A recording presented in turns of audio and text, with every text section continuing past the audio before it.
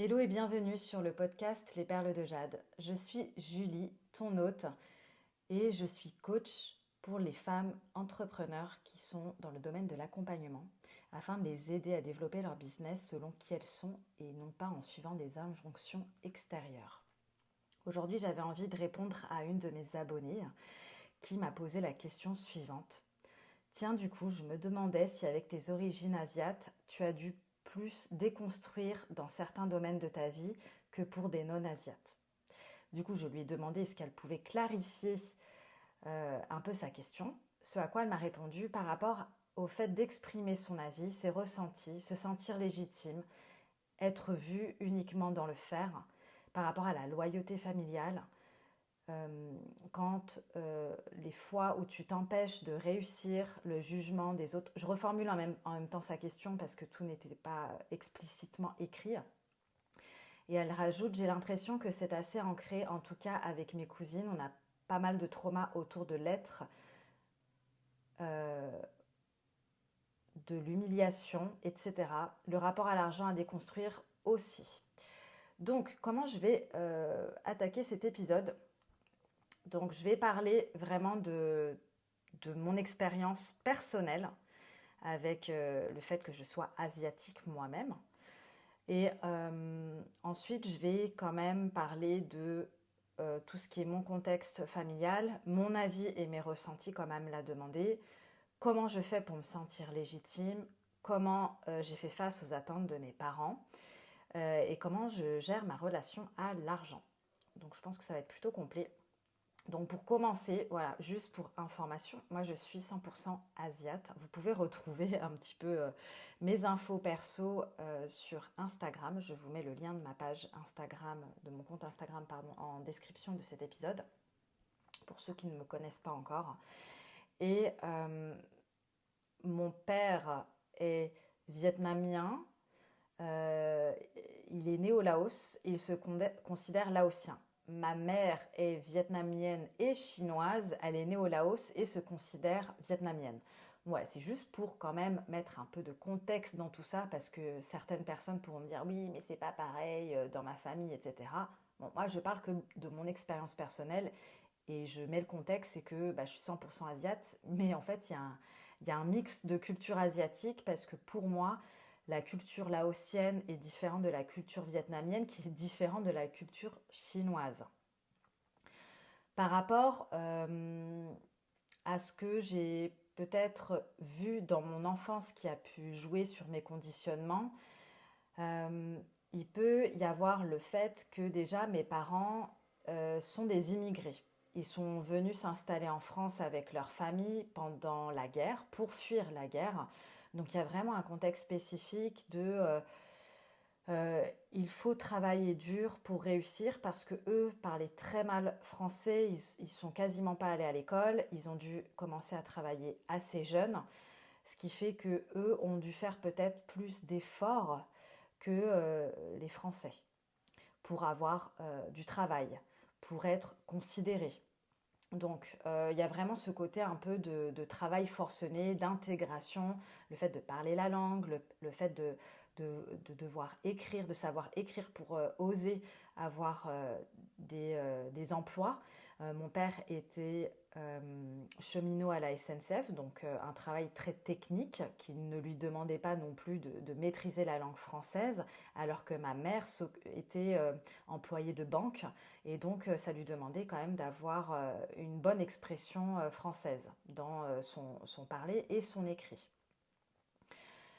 Mes premières expériences liées du coup à l'aspect religion culturelle, c'est déjà de ma perception, c'est que on est considéré comme un bon enfant dans ma famille que si on écoute nos parents et que on ne répond pas à ses parents, c'est-à-dire que on se doit de dire oui et de s'exécuter rapidement.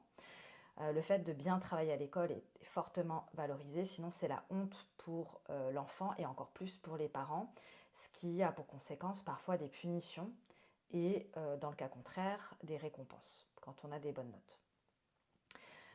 On est contraint de participer aux tâches familiales dès notre plus jeune âge. Et après, il y a une différence qui se dessine ensuite en fonction de si on est une fille ou si on est un garçon. Moi, par exemple, avec ma cousine, on a dû faire la vaisselle lors des repas familiaux parce qu'on n'avait pas de lave-vaisselle, alors que mon cousin et mon frère pouvaient partir jouer juste après le repas.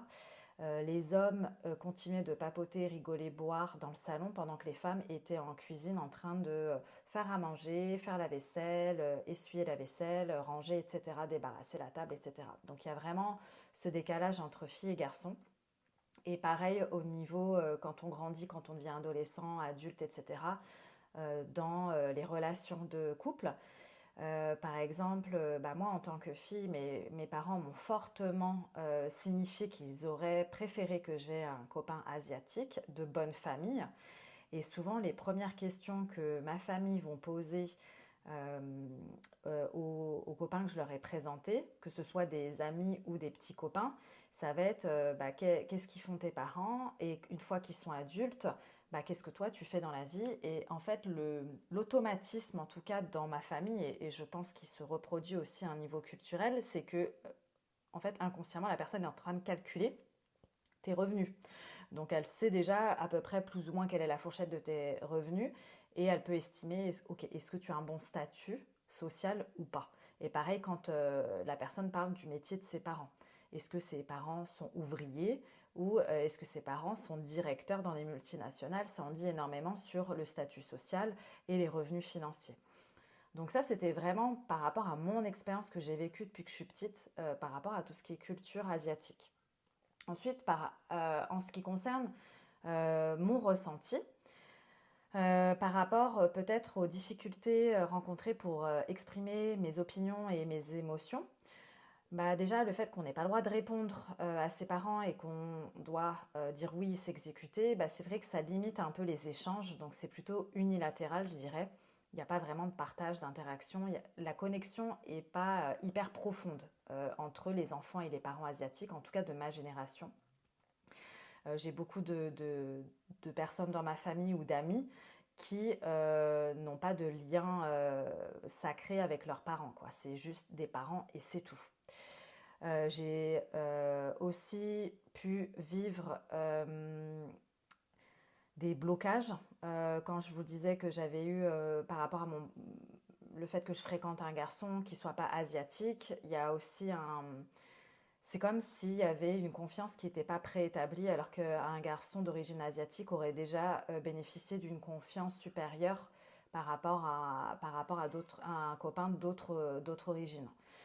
À partir du moment où moi je me suis libérée de toute cette pression culturelle, c'est quand j'ai intégré une école de commerce, donc j'avais 18 ans, et que je suis devenue présidente du bureau des sports. Là, j'ai commencé à incarner beaucoup plus de leadership, une plus grande confiance en moi.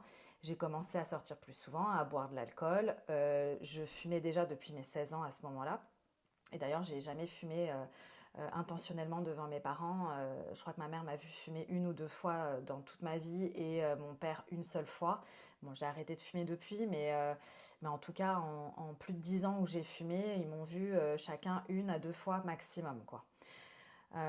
Ensuite, par rapport à ce que j'ai pu suivre pour déconstruire ces conditionnements et apprendre à m'exprimer librement, bah, ça a été déjà un gros travail sur moi-même. Déjà d'aller travailler à partir de mes 16 ans. Moi, j'ai commencé à travailler sur les marchés saisonniers, etc., pour pouvoir m'offrir ce dont j'avais envie. Et ensuite, j'ai quitté la maison parentale, le foyer parental, à 20 ans pour aller vivre en Allemagne. Donc, j'ai pris mon indépendance assez rapidement. Et en plus, je suis une fille. Donc, bah, du coup, c'est vraiment cette pression, je pense, m'a poussée à vouloir prendre mon envol plutôt que mon frère. Mon frère, je pense, il est resté à la maison jusqu'à 30 ans passés, quoi. Ensuite, j'ai déménagé à Marseille à 23 ans. Donc j'ai commencé à vivre seule, complètement seule à ce moment-là, parce qu'en Allemagne j'étais en coloc. Et à 23 ans, je vivais seule dans mon propre appartement, dans une ville où je n'avais pas d'amis et pas de famille. Et je vivais avec mon salaire, donc complètement indépendante à 23 ans. À partir de quand je me suis sentie du coup légitime et vue autrement que par mes actions, ça a été plutôt dans le fait que Scolairement, j'ai toujours été première de ma classe, meilleure de mon collège, etc. Donc j'étais excellente élève. Donc déjà, j'étais reconnue par mes parents et par ma famille à ce niveau-là. Par contre, ils voulaient me forcer à faire l'ENA ou Polytechnique, ce qui ne m'inspirait absolument pas. Peut-être c'est pour ça d'ailleurs, maintenant que je vous en parle, que je ne suis absolument pas intéressée par tout ce qui est politique, justement parce que ma famille était très intéressée par la politique et voulait que j'ai une carrière parce qu'ils valorisent vraiment tout ce qui est être une personne d'influence, quoi. Et ensuite, j'ai commencé à être reconnue professionnellement puisque j'ai intégré des programmes de haut potentiel dans la majorité des entreprises pour lesquelles j'ai travaillé. Et c'est à ce moment-là où mes parents ont commencé à me lâcher la grappe. C'est parce qu'en gros, j'ai fait mes preuves, j'ai été indépendante assez rapidement. Je me suis occupée de mon frère à partir de mes 10 ans. Quand je vous dis m'occuper, entre guillemets, je lui faisais des plats surgelés et je gardais mon frère. Donc, nos parents nous laissaient seuls à la maison. À partir de mes 10 ans, mon frère avait 7 ans. Donc ça m'a rendue en fait responsable très très rapidement par rapport à d'autres enfants. Moi je vois ma fille, elle est très indépendante, mais elle n'a pas eu le même parcours vers l'indépendance que moi j'ai pu avoir par exemple. En gros, moi j'avais pas le choix et en plus j'avais la responsabilité d'un autre être humain. Et c'est aussi ce qui m'a aidé aussi à développer mon instinct maternel, le fait d'être très à l'aise avec le fait d'être maman, de vouloir d'être plutôt maternante avec mes clients, etc. Ensuite, par rapport à toute mon expérience aussi personnelle, mes parents ont commencé à me lâcher la grappe avec les garçons puisqu'ils voyaient que je sélectionnais pas n'importe quel garçon avec lesquels j'étais en relation. C'était des relations plutôt sérieuses qui ont duré plusieurs mois, voire plusieurs même années. Et que je les présentais pour qu'ils sachent avec qui je passais du temps en dehors de la maison.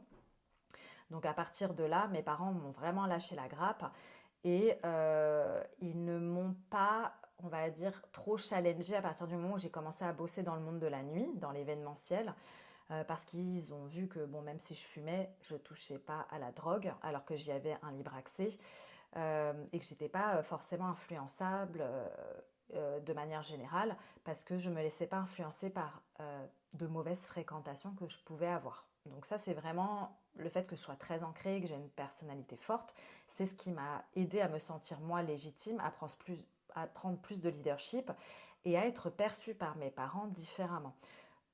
Après, pour les personnes qui ont déjà été mes clients, vous savez que ma vision, c'est que plus on vibre une énergie d'ancrage, d'alignement, et plus les autres vont l'apercevoir. Donc en fait, le fait que je sois moi-même ancrée et dans la certitude que je peux me débrouiller seule, que tout va bien se passer, que je vais toujours rebondir, etc., c'est ce qui a fait en fait que mes parents m'ont lâché la grappe et qu'ils m'ont reconnue telle qu'elle. Donc si vous êtes d'origine asiatique ou peu importe, mais en tout cas moi je parle pour les personnes d'origine asiatique, parce que c'est ce que je connais le mieux en l'ayant vécu, si vous percevez que vos parents vous challengent encore beaucoup, c'est peut-être que vous vibrez quelque chose d'incertain, d'insécure et que vos parents s'inquiètent. Donc pour moi, la vie est un miroir et bon, pas à un niveau toxique, mais quand on sait l'accueillir, on peut voir exactement ce que la vie nous présente et les choses qu'on a à travailler. Donc pour moi, c'est vraiment comme ça que je le vois. Et par rapport à mes expériences où j'ai pu me sentir définie par ce que je faisais plutôt que par qui j'étais, c'était pas par rapport à mes origines asiatiques, c'est plus par rapport à quand j'étais entrepreneur, depuis que je suis entrepreneur plutôt, c'est par exemple quand on me demande tu t'appelles comment, tu fais quoi et tu gagnes combien de chiffre d'affaires par mois ou par an.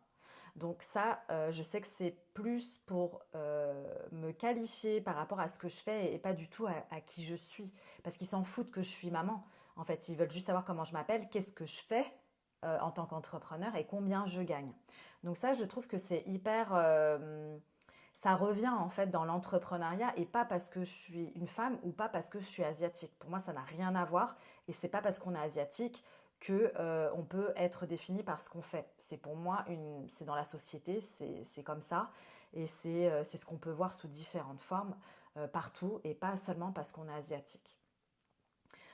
Ensuite, Moi, j'ai une carrière quand même qui est assez atypique, c'est-à-dire que comme j'étais très très ancrée par rapport à ce que je faisais, comment je le faisais, etc., mes parents se sont jamais vraiment inquiétés pour moi.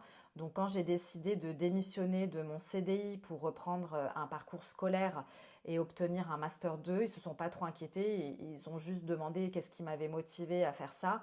Dès que je leur ai dit que bah, du coup j'avais négocié un emprunt à la banque avec 0% d'intérêt pour reprendre mes études, donc financièrement ils n'avaient pas à s'inquiéter, et que du coup ce Master 2 allait me permettre d'accéder à une nouvelle fourchette salariale, là ils m'ont vraiment lâché la grappe, mais parce qu'ils ont la valeur argent assez élevée, parce que eux dans leur enfance ils ont perçu manquer d'argent, parce qu'ils sont issus de familles nombreuses. Ma mère avait 6 frères et sœurs, parce qu'il y en a qui sont décédés, et mon père avait 12 frères et sœurs.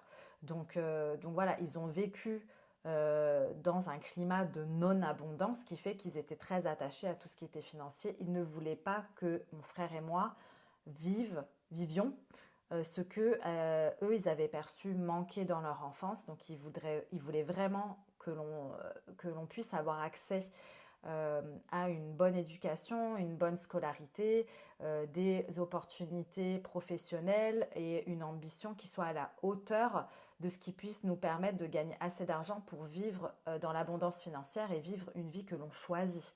Parce qu'eux, au final, ils n'ont pas eu trop le choix, puisqu'ils n'ont pas pu continuer l'école, même s'ils avaient envie de continuer. Ils ont été contraints de travailler très tôt.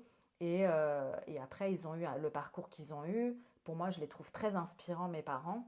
Mais après, oui, je peux comprendre que par rapport à ce qu'ils perçoivent, ils ne voulaient pas que nous, on vive la même chose. C'est ce qui les a poussés à toujours nous demander d'exceller à l'école et d'être toujours meilleurs, d'être insatisfaits si on avait 18 et pas 20, de valoriser quand on avait de bons résultats ou quand on était reconnu ou quand on avait un bon boulot, etc. Versus quand on avait des résultats un peu middle, quoi.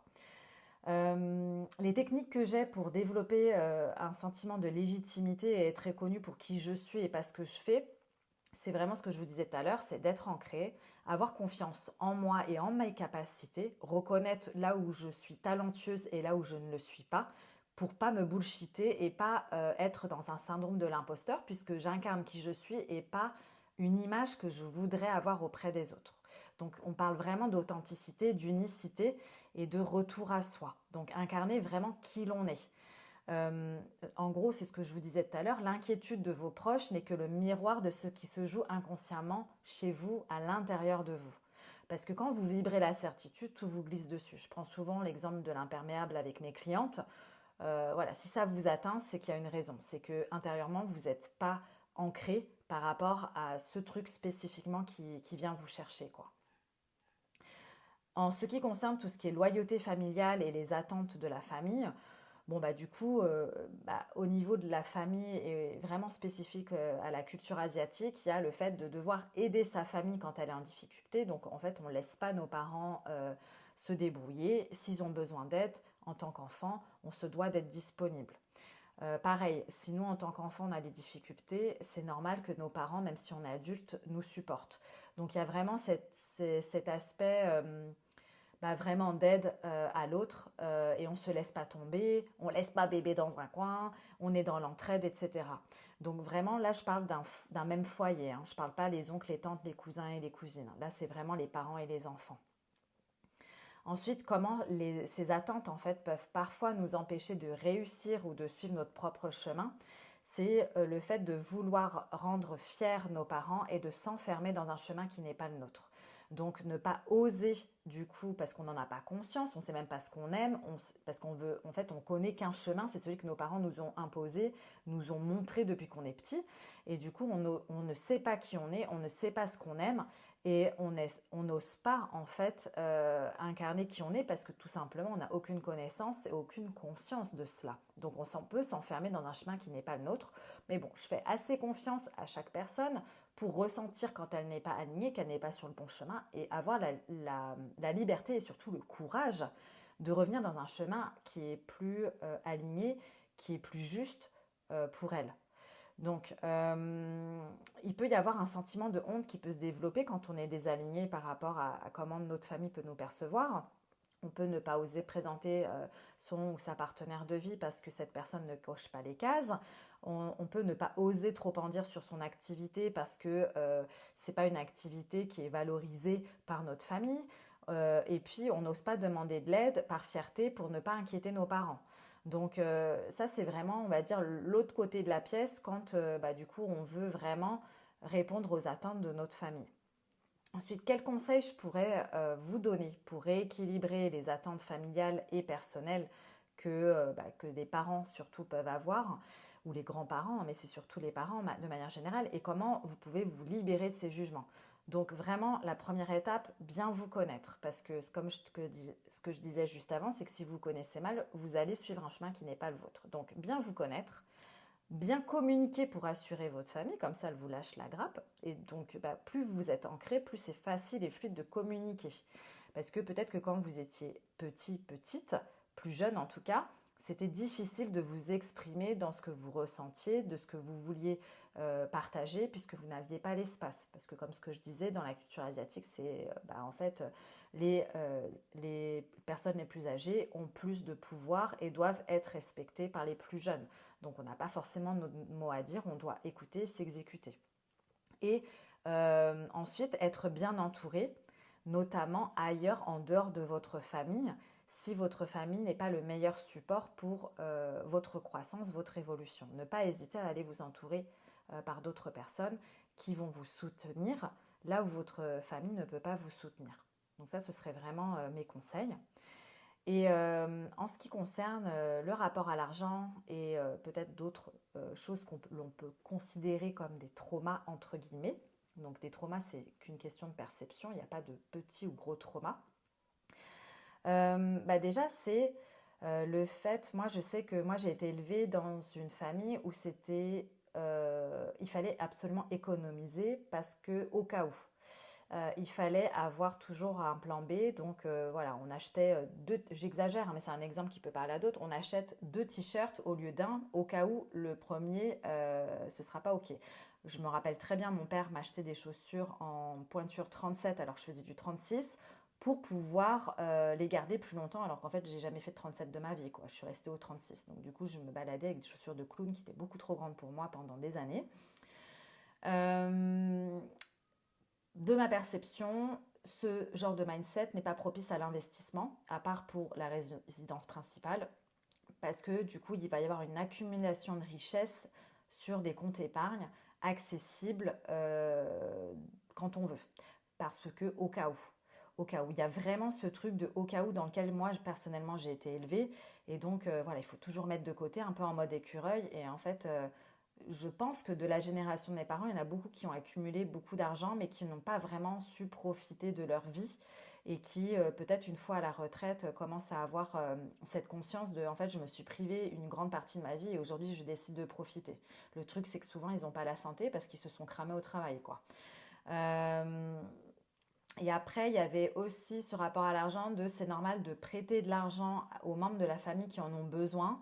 Et en fait, de manière réaliste, on sait que l'argent ne va pas nous revenir, quoi. Donc on prête gratuitement à tout le monde, c'est la foire à la foire fouille, et on ne sait pas poser ses limites. Donc ça, c'est ce que j'ai pu observer, en tout cas dans ma famille.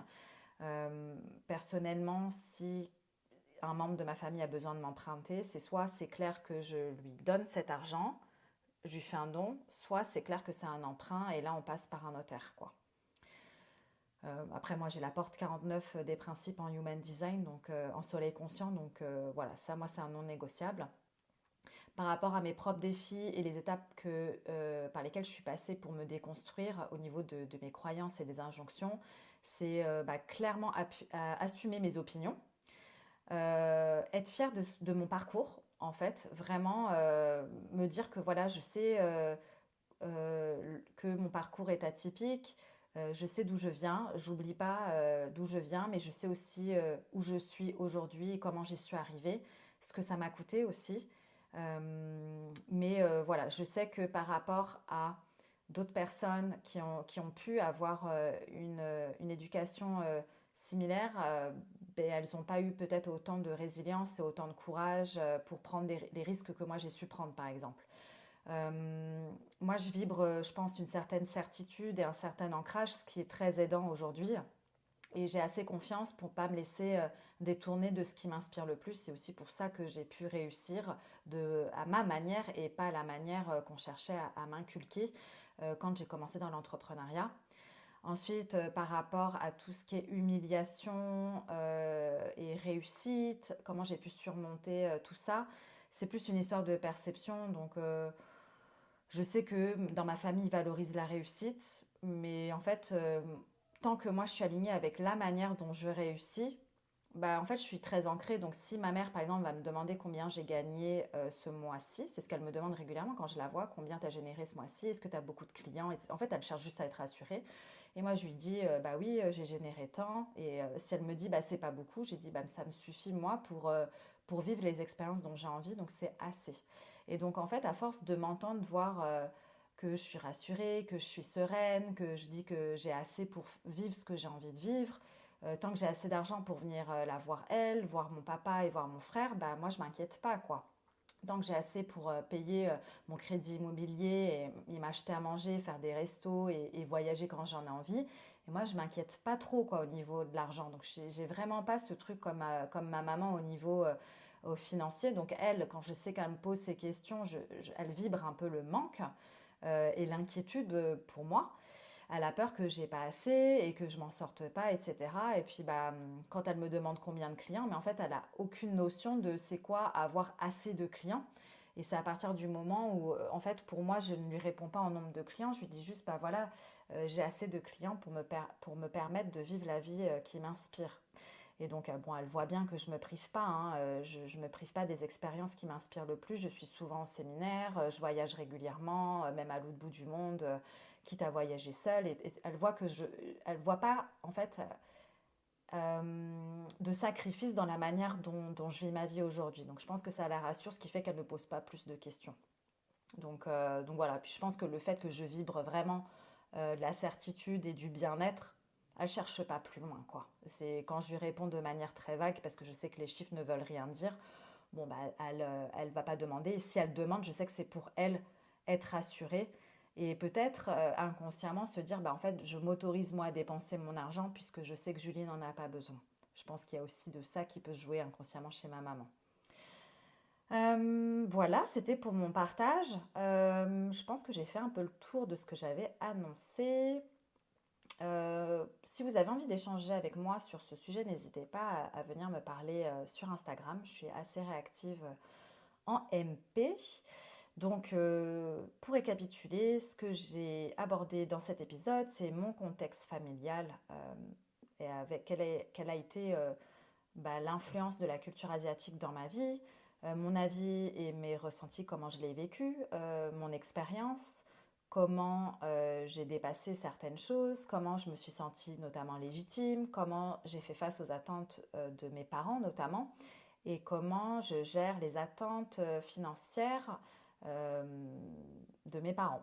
Donc là, je parle beaucoup de ma mère parce que bon, pour ceux qui me suivent en story sur Instagram, vous êtes déjà au courant, mais mon père est malade, donc du coup c'est surtout ma mère que ça concerne, puisque mon père n'a plus ce genre de questions aujourd'hui, quoi. Donc voilà pour le partage. N'hésitez pas à me mettre une petite note si ce n'est pas déjà fait sur cet épisode de podcast ou sur du coup mon podcast de manière générale si vous appréciez mes partages. Ça encourage vraiment mon podcast à avoir plus de visibilité. Pour ceux qui ne le savent pas, je suis résidente aux Pays-Bas, donc du coup mon podcast n'est pas très visible en francophonie, donc ça peut vraiment donner un petit coup de pouce de visibilité à mon podcast. Et puis ça varie aussi les partages parce que bah, parfois je veux faire des partages business, parfois des partages personnels, des partages de coulisses, des interviews, et puis là c'est vraiment un partage sur ma vie privée. Donc c'est pas des choses que je raconte ailleurs qu'en podcast. Et donc bah, si vous appréciez le travail que je fais en podcast, qui est un contenu qui est gratuit et qui vous est offert, bah, n'hésitez pas à m'encourager, à me faire soit des retours en message, soit à me mettre une petite note pour m'encourager, ou à me laisser des commentaires, des avis, notamment sur vos plateformes favorites. Voilà, je vous embrasse. Vous pouvez encore une fois me suivre sur Instagram si ça vous plaît, vous abonner à cette plateforme de podcast sur laquelle vous m'écoutez. Et puis je vous dis à la semaine prochaine pour une nouvelle interview avec une invitée de qualité. À bientôt!